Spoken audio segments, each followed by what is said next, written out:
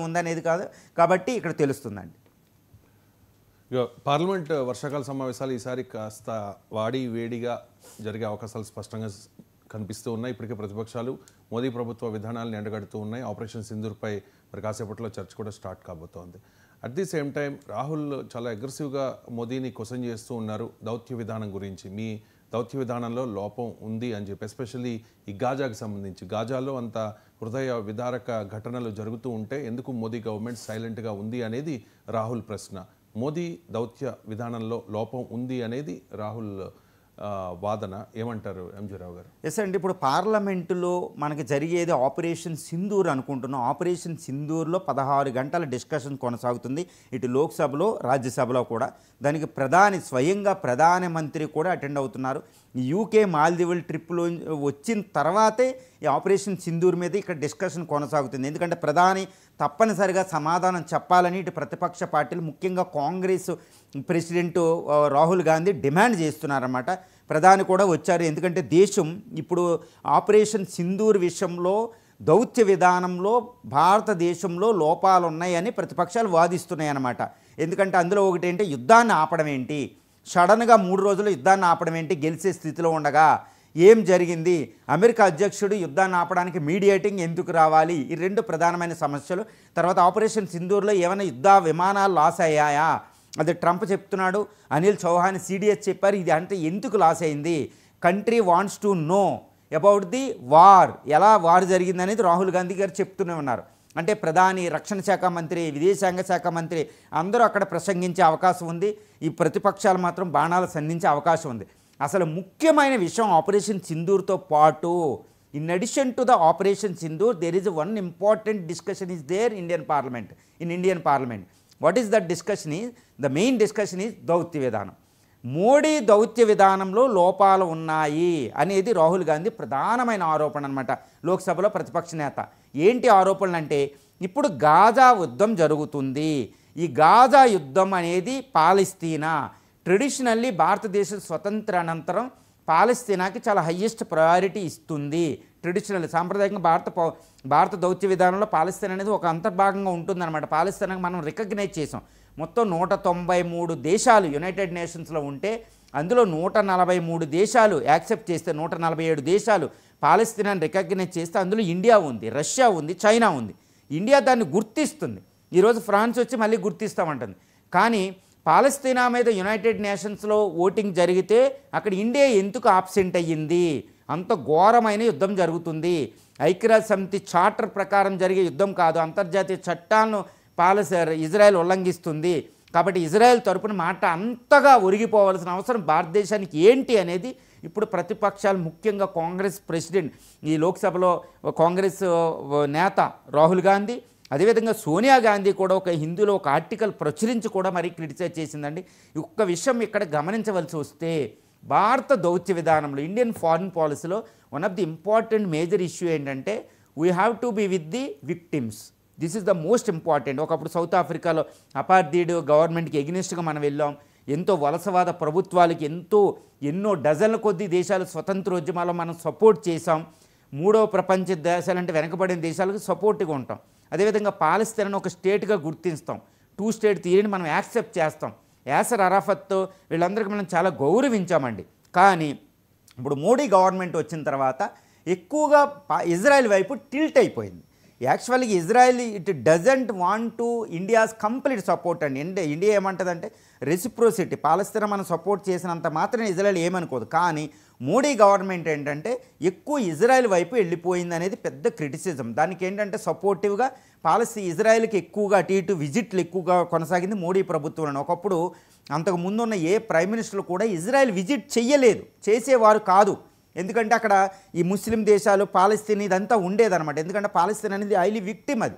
ఇప్పుడు ఈ గాజా యుద్ధం అక్టోబర్ 7, 2023 మొదలైన ఈ గాజా హమాస్ వార్ అనేది ఇప్పుడు సుమారు 21 నెలలుగా కొనసాగుతుంది. 21 నెలల్లో ప్రపంచం విస్తుగొలిపే నిజాలు వచ్చినాయి. ఎటువంటి అంటేనండి, గత కొన్ని రోజుల క్రితం పాలస్తీనాలో పిల్లలు స్టార్వేషన్ డెత్, ఆకలి సావులు, ఆ భయంకరమైన ఫోటోలు, ఆ సావులు ఎయిడెడ్ జస్ట్ ఫుడ్ కోసం నిలబడిన వాళ్ళ మీద పాలస్తీనా ఈ ఇజ్రాయేలీ సైనికులు ఐడిఎఫ్ కాల్పులు జరపడం అనేది బయటకు వచ్చేసినాయి.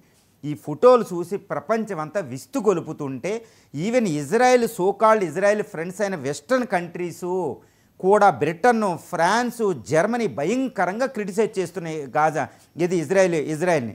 కానీ ఇండియా మాట్లాడడం లేదు అనేది ప్రధానమైన ఆరోపణ. ఎందుకంటే ఇప్పుడు ఫ్రాన్స్ అవసరమైతే మీరు ఎలా చేస్తే సెప్టెంబర్లో మేము గుర్తించవలదు పాలస్తీనాని G7 దేశం ఫస్ట్ టైం మాట్లాడుతుంది ఇజ్రాయెల్కి ఎగనెస్ట్గా. కానీ ఇండియా తన దౌత్య విధానంలో ప్రధానమైన పాత్రని ఎందుకు విస్మరించింది అంటే ఇండియా డీవియేట్ అవుతుంది ఫారిన్ పాలసీలు, ఇది మంచిది కాదు, మనం ప్రపంచంలో సూపర్ పవర్ అవ్వబోతున్నాం, ఈ క్షణంలో అన్ని దేశాలతో సత్సంబంధాలు ఉండాలి. ట్రెడిషనల్గా గల్ఫ్లో మన వాళ్ళు 1 కోటి మంది ఉంటారు, మన ఫారిన్ ఎన్ఆర్ఐస్, అక్కడ గల్ఫ్ 57 దేశాల్లో, ఆ దేశాల ఓటింగ్ మనకు అవసరం, అక్కడ నుంచి 40% ఆయిల్ వస్తుంది, రెమిటెన్సెస్లో ప్రధానం $130 బిలియన్ రెమిటెన్సెస్లో $25-30 బిలియన్ అక్కడ నుంచి వస్తుంది. ఒక్కో దేశంలో 20% పాపులేషన్ ఉన్నారు. అలాంటి గల్ఫ్ కంట్రీలకి ఆర్గనైజేషన్ ఆఫ్ ఇస్లామిక్ కంట్రీలు దూరం చేసుకోకూడదు. ఇప్పుడు వాళ్ళని దూరం చేసుకుంటే పాకిస్తాన్ ఎక్కువ ప్రయోజనం పొందుతుంది. కాబట్టి అద్భుతమైన ఒక బ్యాలెన్సింగ్గా ఈరోజు పాలస్తీనా మన సపోర్ట్గా మనం మాట్లాడాలి, ఇజ్రాయెల్కి ఎగనెస్ట్ కాదండి, పాలస్తీనా సపోర్ట్గా మనం మాట్లాడాలి అనేది ఇది రోజు పార్లమెంట్లో జరిగే ఒక పెద్ద చర్చ దౌత్య విధానం. అదేవిధంగా దౌత్య విధానం మీద ఇంకోటి ఆపరేషన్ సింధూర్లో భారత్ పాకిస్తాన్ల మధ్య యుద్ధం చేస్తున్న 4 రోజు మధ్యలోనే పాకిస్తాన్ IMF నుంచి రుణం ఎలా తెచ్చుకుంది అంటే భారత దౌత్య విధానం ఫెయిల్యూర్ అయిందనేది కాంగ్రెస్ ఆరోపణ, ఈ మిగిలిన ఆపోజిషన్ పార్టీస్ ఆరోపణ. అంటే పాకిస్తాన్కి చాలా సపోర్ట్ వచ్చింది, ట్రంప్ సపోర్టివ్గా మాట్లాడాడు, చైనా ఆయుధాలు వచ్చినాయి, భారతం ఒంటరిది అయిపోయింది, అంటే దౌత్య విధానం ఫెయిల్ అయిందని అపోజిషన్ పార్టీలు రైజ్ చేస్తున్నాయి. నేనేమంటాను అంటే ఇది as far as my mind is concern, this is what the beauty of Indian democracy. Yes, ప్రభుత్వాన్ని నిలతీయడం ప్రతిపక్షాల ప్రధాన విధి, అలా నిలతీయకపోతే ప్రజాస్వామ్యంలో ప్రతిపక్షాలు ఓడిపోయినట్టే.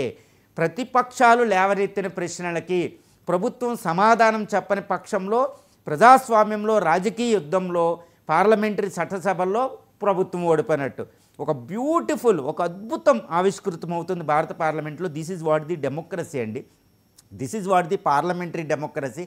రాజ్యాంగ వ్యవస్థ మనం అద్భుతం పెట్టిందనమాట. ఈరోజు ప్రజలకి ఈ ప్రభుత్వం ఏం పని చేసినా పార్లమెంటరీకి బాధ్యత వహించాలి, పార్లమెంట్లో ప్రతిపక్షం ప్రభుత్వాన్ని నిలదీయాలి, వీళ్ళు నిలదీయాలి, వాళ్ళు సమాధానం చెప్పాలి, ప్రైమ్ మినిస్టర్ మాట్లాడాలి, సమాధానం చెప్పాలని ప్రజలు కోరుకుంటున్నారు. అంటే ఏదైనా బట్ నేషనల్ సెక్యూరిటీకి సంబంధించిన కొన్ని విషయాలు మాత్రం పార్లమెంట్లో బహిరంగంగా కొన్ని చెప్పరు. ఎందుకంటే 5 యుద్ధ విమానాలు కోల్పోని అని రాహుల్ గాంధీ అడగకూడదు. ఒకవేళ యుద్ధ విమానాలు ఏంటంటే వారు అన్నాక గాయాలు తగిలితే, యుద్ధ విమానాలు కోల్పోయినాయి అంటే అక్కడ ఆర్మీ యొక్క మొరాలిటీని మనం వాళ్ళ యొక్క ఆత్మవిశ్వాసాన్ని పడగొట్టకుండా, నేషనల్ సెక్యూరిటీ ఇష్యూలు బహిరంగపరచకుండా జాగ్రత్తగా ఈ చర్చ మీద జరిగి ప్రజలకు ఏం తెలియాలో అవి చెప్పి ఇది చర్చ కొనసాగుతుందని, ఏది ఆపరేషన్ సింధూర్ మీద, గాజా యుద్ధం మీద, దౌత్య విధానం మీద, మోడీ దౌత్య విధానం ఎలా చేస్తున్నారు అన్నింటి మీద చెప్పాలి. కానీ ఇక్కడ ఒకటేంటంటే మోడీ నెహ్రూ పేరుని చెరిపేస్తా అనుకుంటూ మాట్లాడింది. ఎందుకంటే నెహ్రూ ఇక్కడ ఏంటంటే ఇండియన్ ఫారిన్ పాలసీకి పునాది వేసిన వ్యక్తి 1929 నుండి. ఇప్పుడు నెహ్రూ అనేది ఫారిన్ పాలసీ యొక్క మ్యాండేట్ తయారు చేశారన్నమాట. ఆయన పేరు చెరిపేసిన ఆయన విధానం అలీనం అదే పదం రాకుండా ఇండియన్ ఫారిన్ పాలసీ ముందుకు వెళ్ళదు. పంచశీల్ అనేది మాట్లాడకుండా ఇండియా చైనాల మధ్య ఒప్పందాలు కొనసాగు అంటే పంచశీల్ అలీన విధానాలనే పేర్లు మోడీ ఎత్తకుండా ఉండడం అంటే దట్స్ నాట్ ది ఆగర్వెల్ అనేది అపోజిషన్ పార్టీల యొక్క మెయిన్ అనమాట. అంటే ఇండియన్ ఫారిన్ పాలసీ విస్మరించకూడదు, మన ట్రెడిషనల్గా రామధర్మాన్ని విస్మరించకూడదు. ఈరోజు జెనీవా కన్వెన్షన్ అనేది ఒకటి ఉంటుందండి, జెనీవాలో యుద్ధ నీతి అనేది. అది ఎక్కడి నుంచి వచ్చింది చెప్తే మీకు ఆశ్చర్యం వేస్తుందనమాట. రామాయణం కొనసాగుతూ ఉన్నప్పుడు రావణుడు కొడుకు ఇంద్రజిత్తు చనిపోతే అక్కడున్న హనుమంతుడు మిగిలిన వాళ్ళు కూడా అంటారన్నమాట, ఈ ఇంద్రజిత్తు వల్ల మనం ప్రాణానికి తెగించాం, ప్రాణాలే పోపోను నీకు లక్ష్మణుడికి, ఈ ఇంద్రజిత్తు శవాన్ని మాకిస్తే ముక్కలు ముక్కలు చేస్తామని చాలామంది సైనికులు అంటారన్నమాట రాముడు సైన్యంలో.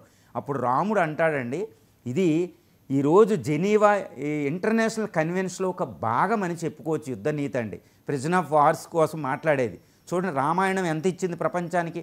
అదేంటంటే రాముడు ఏమంటాడంటే తన భుజం మీద ఉన్న ఒకే కండువానాల కప్పి ఇంద్రజిత్తుకి కప్పి ఈరోజు యుద్ధ విరమణ, ఈయన ఎవరైనా శత్రుత్వం అనేది ప్రాణం పోయే వరకే ఉన్నంత వరకే శత్రుత్వం, ప్రాణం పోయింది, ప్రాణం పోయిన తర్వాత అది ఒక పవిత్రం, ఈరోజు రావణుడికి అప్పచెప్పండి శవాన్ని అందరూ యుద్ధాన్ని ఆపండి ఇంద్రజిత్తు శవాన్ని పట్టుకెళ్ళి అప్పజెప్పి ప్రిజన్ ఆఫ్ వార్స్ని గౌరవిస్తారు. ఎవరైనా యుద్ధంలో దొరికితే శత్రు సైనికుల్ని హింసించాడు రాముడు. ఈరోజు జెనీవా కన్వెన్షన్కి అది బేసు. ఇది ప్రపంచ వైజ్ఞానిక విషయాల్లో శాస్త్రాల్లో మొట్టమొదటిగా ఇండియా రామాయణంలో ఇది ఉంది, అది మర్చిపోకూడదు. ఇలాంటి ఒక అద్భుతమైన రామధర్మం భారత సంస్కృతి అద్భుతం ప్రపంచానికి ఇచ్చిందనమాట. ఇలాంటి విలువలను మనం పోగొట్టుకోకూడదు, ప్రపంచానికి మనం ఇవ్వాలి. ఈరోజు విశ్వగురువు అని ప్రకటించుకున్న మోడీ విశ్వగురువులాగా అన్నీ చేస్తున్నారా లేదని ఈరోజు పార్లమెంట్లో ఆయన స్పీచ్ బాగుంటుంది, మోడీ గారి స్పీచ్ బాగుంటుంది, అన్నీ మనం చూడాలి. ఈరోజు ప్రజలందరూ నిక్కబొడుచుకుని చూస్తున్నారు ఎలాంటి డిస్కషన్ జరుగుతుంది. That is what the beauty of Indian democracy. Ambedkar రాజ్యాంగ నిర్మాతలు ఆశించింది ఇదే. ఎవరైనా అల్టిమేట్గా no one is hero in India, ఎవరైనా ప్రజలకు రెస్పాన్సిబిలిటీ అవ్వాల్సిందే. This is what is happening in Indian parliament. ఇది పాకిస్తాన్లో చిన్న చిన్న దేశాల్లో కొనసాగదు, ఏదో బ్రిటన్ అమెరికాలోగా దొరికేది ఈరోజు మనకు దొరుకుతుంది. ఒక అద్భుతమైన ఘట్టం మనకి ఈరోజు పార్లమెంట్లో ఆవిష్కృతం అవ్వబోతుంది. ఇక ధర్మస్థల